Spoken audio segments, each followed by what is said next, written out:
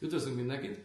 Ebben a videóban ismét egy nagyon híres kirtanéjától fogunk megtanulni egy dallamot, ő pedig Achyuta Gopi Mataji, akit világszerte ismernek a nagyon-nagyon lelkes kirtanjairól és bhajanjairól. Úgyhogy akkor lássunk is neki, és ne felejtsetek el feliratkozni.